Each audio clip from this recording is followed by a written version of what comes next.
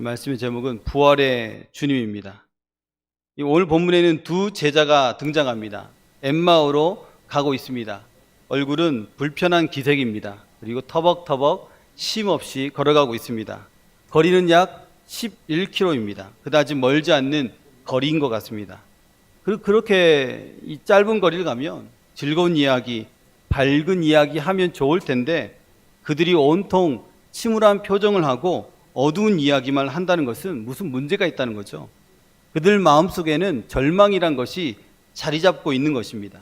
오늘 하나님께서 이 절망 덩어리, 절망 속에 빠진 두 제자를 모습을 통해 우리에게 주시는 메시지가 있습니다. 첫 번째는 부활의 주님을 만나기 전에는 우리 모두가 절망이었다라는 것입니다. 누가복음 24장 13절 14절입니다. 그날에 그들 중 둘이 예루살렘에서 25리 되는 엠마오라 하는 마을로 가면서 이 모든 된 일을 서로 이야기하더라. 이 엠마오란 뜻은 알지 못하는 길입니다. 알지 못하는 길. 이 두 명의 제자가 알지 못하는 길로 걸어가고 있습니다. 다른 표현을 하면 절망의 길, 낙심된 길을 걸어가고 있습니다. 이 길을 걷는 사람들은 지금 낙심자란 뜻입니다.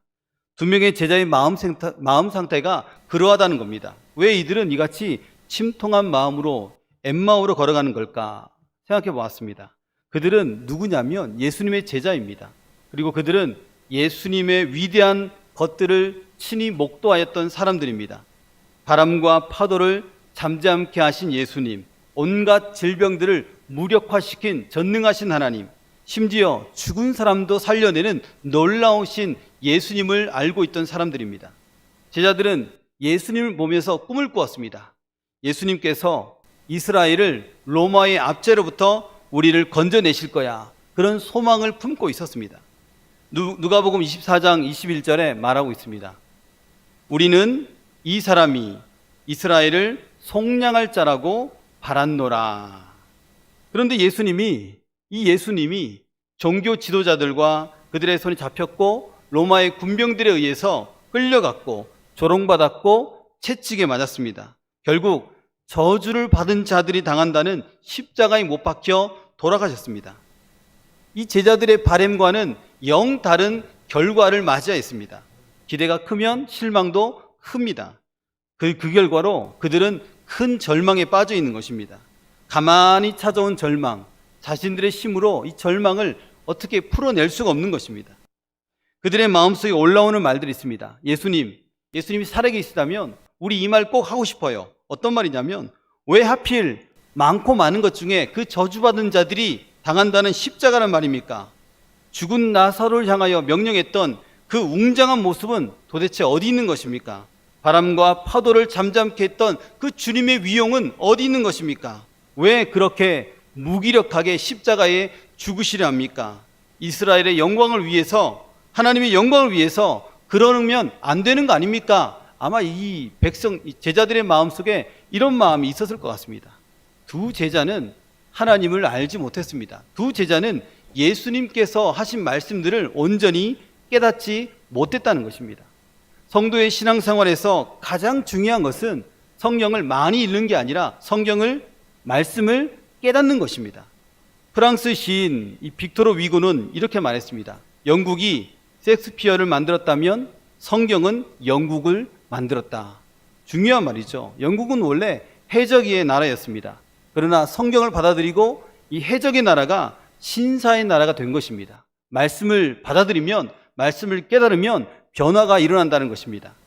말씀을 깨닫기 위해서는 어떻게 해야 됩니까? 또 다른 질문으로 한다면 절망을 극복하기 위해서는 어떻게 해야 됩니까? 던져봤습니다.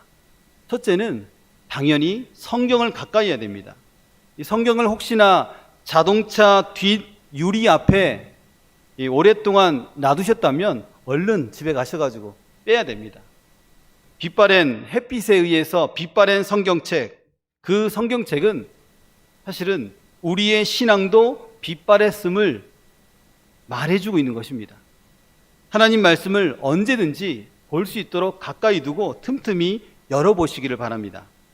둘째로 성경의 저자이신 성령 하나님께 간절히 기도해야 됩니다. 말씀을 읽을 때에, 들을 때에 깨닫게 하여 주옵소서. 성경의 원저자이신 성령 하나님께서 가르쳐 주어야 제대로 배울 수 있고 말씀대로 살아갈 힘이 생긴다는 것입니다. 가끔 사람들이 말합니다. 예수 믿는 사람들이 더 한다라고 말합니다. 예수님을 믿는 사람들이 세상 사람들보다 더 나쁠 때가 있다라는 말이죠. 이런 일들은 말씀을 깨닫지 못해서 그런 말과 행동을 하는 것입니다. 하나님의 은혜를 깨달으면 이웃을 함부로 대하지 않습니다.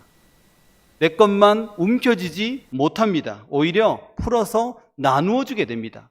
내가 이런 말 하면 상대방은 어떨까라는 생각을 하게 됩니다. 나의 말과 행동, 주님께서 어떻게 생각하실까 질문하게 된다는 것입니다. 이와 같이 성경을 가까이 해야 되고 또한 원저자이신 성령님께 깨닫게 해달라고 기도해야 되고, 또 세 번째는 그리스도 중심 성경 읽기를 해야 됩니다. 우리 교회가 지금 하고 있는 리딩 지저스 하고 있죠? 하고 계시죠? 예, 리딩 지저스 표지에 보면 이렇게 적혀 있습니다. 그리스도 중심 성경 읽기라고 쓰여져 있습니다. 성경 읽기는 언제든지 나 중심이 되면 안 됩니다.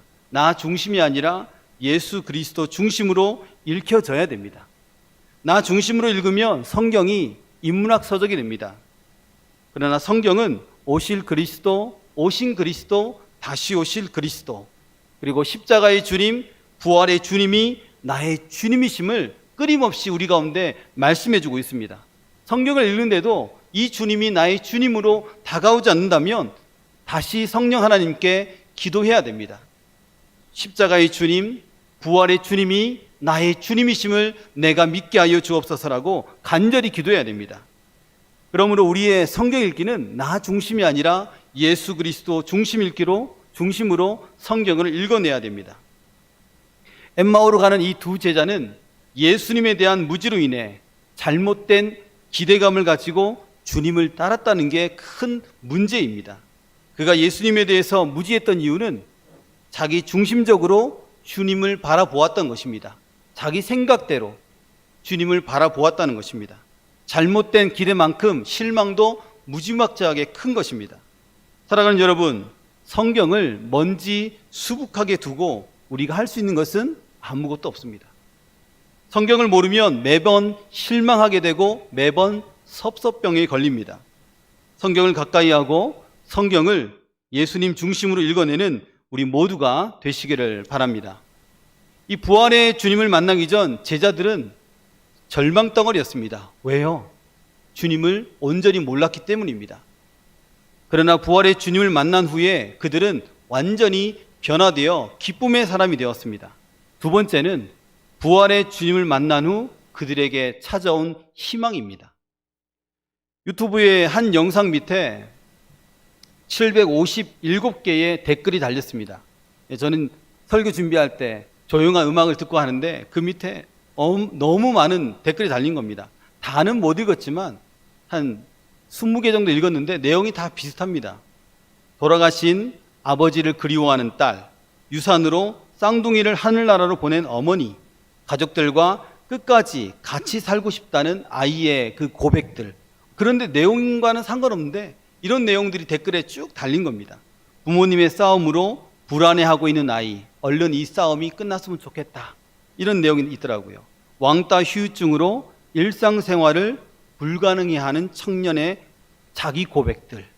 이런 고백들이 있습니다. 또 한 아이가 댓글을 달았습니다. 그 내용은 아빠가 너무 욱하는 성격 때문에 가정이 화목하지 못한다는 이야기입니다.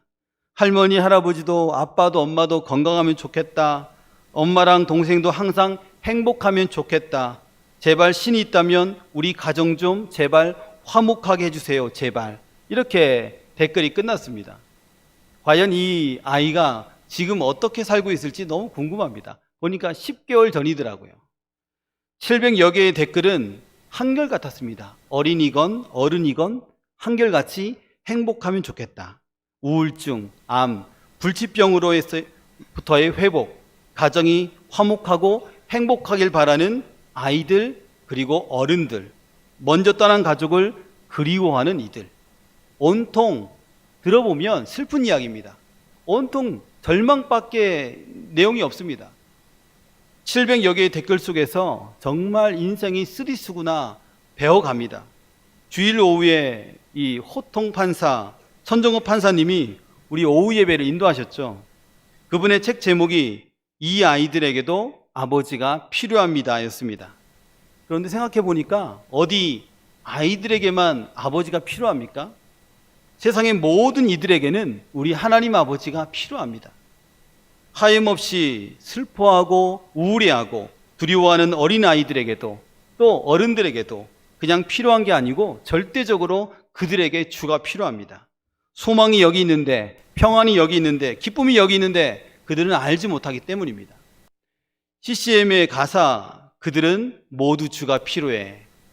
한번 같이 읽어볼까요?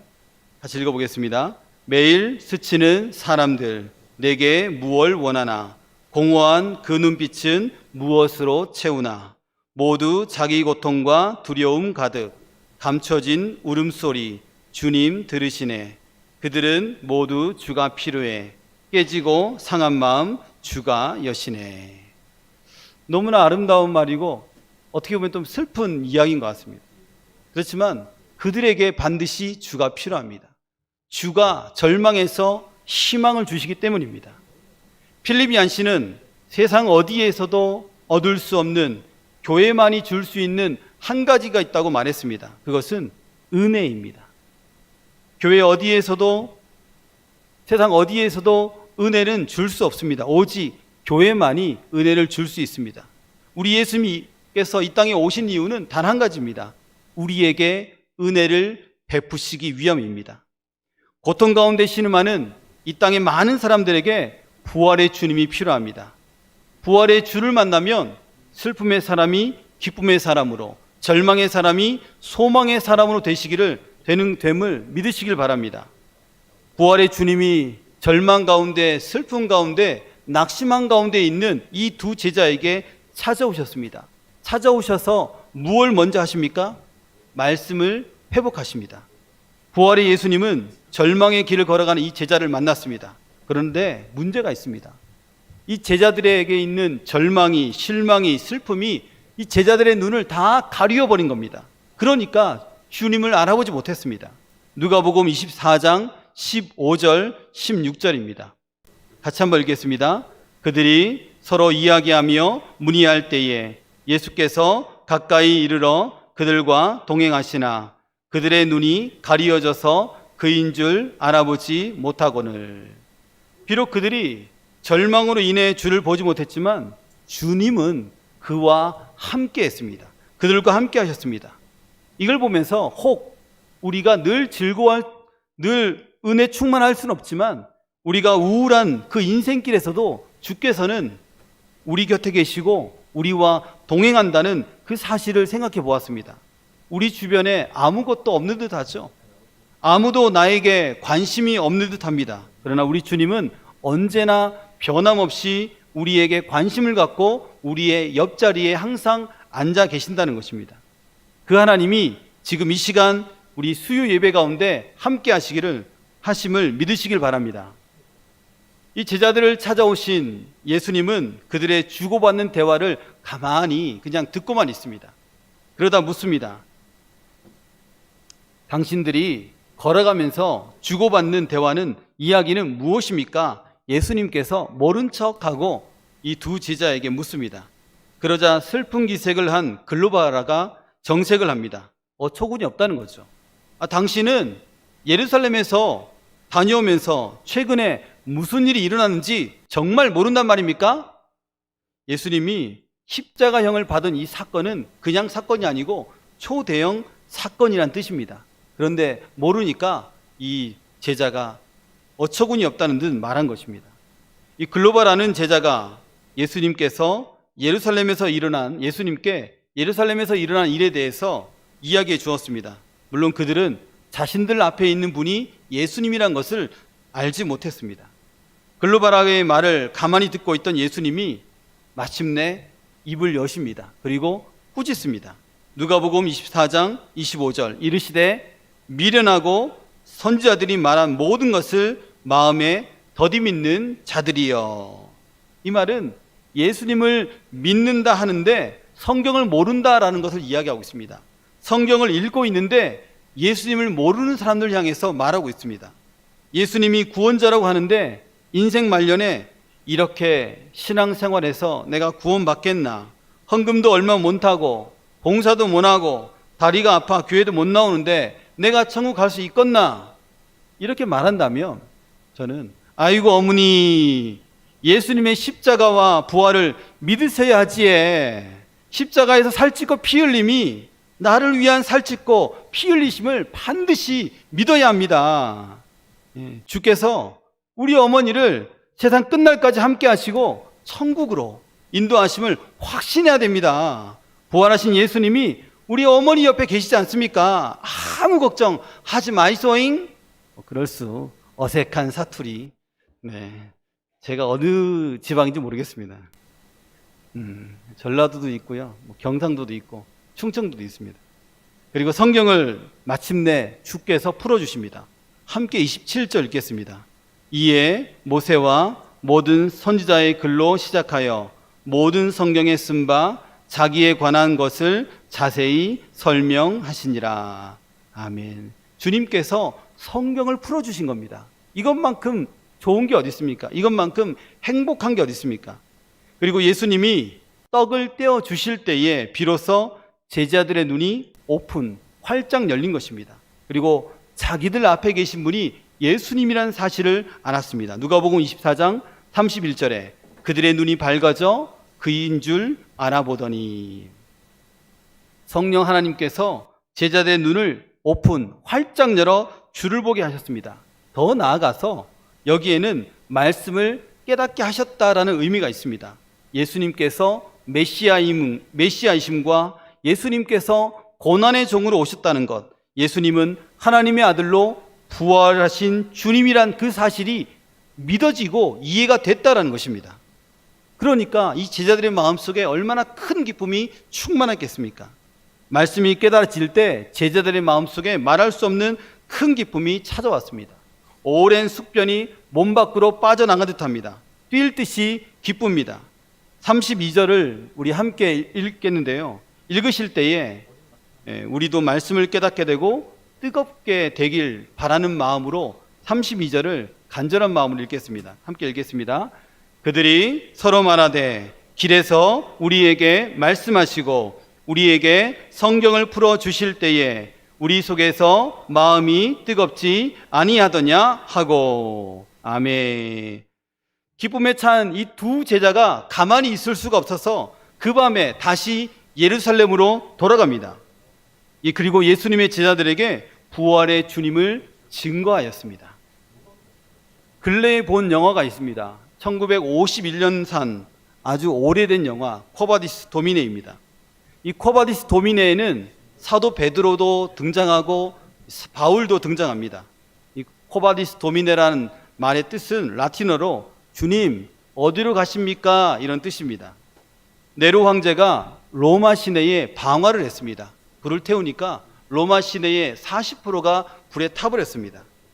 그러니까 이 일들을 책임질 사람이 필요하죠. 그러니까 이 로마의 황제 네로가 기독교인들을 지목합니다. 저들이 방화범이다. 그래서 그들을 다 잡아들여서 사자밥이 되게 하고 또 몸에 기름을 바른 채 십자가의 형틀에 묶어서 산채로 불에 태웠습니다. 역사가들은 이를 보고 이렇게 얘기합니다. 마치 네로의 정원에 횃불을 켜놓은 것 같았다. 이렇듯 잔인한 핍박이 왔을 때에 이 사도 베드로는 핍박을 피하여 다른 곳으로 이동합니다. 그때 베드로가 도망가는 그 길에서 주님께서 나타나셨습니다. 베드로가 주님께 말합니다. 쿼바디스 도미네, 주님 어디 가십니까? 묻습니다. 그때 주님이 말씀하십니다. 내가 나의 백성을 버리고 도망가니 내가 로마로 가서 십자가에 못 박혀야겠다. 그렇게 말씀하십니다. 그리고 그 말씀을 들은 베드로가 다시 왔던 길로 돌아갑니다. 어디로 돌아갑니까? 로마로 돌아갑니다. 그리고 기쁨으로 순교를 당합니다. 순교를 당하는데 십자가에 거꾸로 매달렸다고 합니다. 물론 이것은 성경에 없습니다. 그러나 이 성경학자들은 네로 때에 베드로가 로마에서 거꾸로 매달려 순교했다고 말하고 있습니다. 이 주님을 만났을 때 어떤 일이 벌어집니까? 주께서 힘주십니다. 그리고 다시 주님의 이 부활하신 주님을 증언하게 하고 또한 순교의 자리까지도 나아가게 한다는 것입니다. 이것은 나의 능력이 아닙니다. 이것은 나의 힘이 아닙니다. 이것은 하나님의 능력이요 하나님의 힘에 의해서 이루어지는 일들입니다.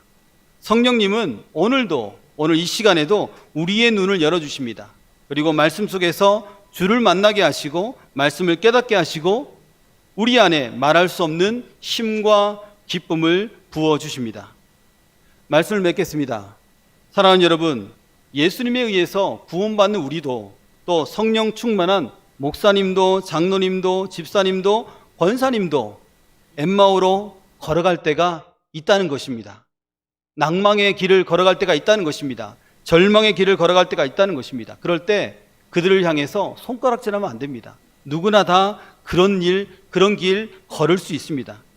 그런데 참 중요한 것은 그렇다고 걱정하지 말라는 겁니다. 너무나 걱정하지 말라는 겁니다. 우리 예수님이 그 엠마오로 가는 길에서도 제자를 만나 주셨듯 우리를 찾아오시고 우리를 만나 주신다는 사실입니다.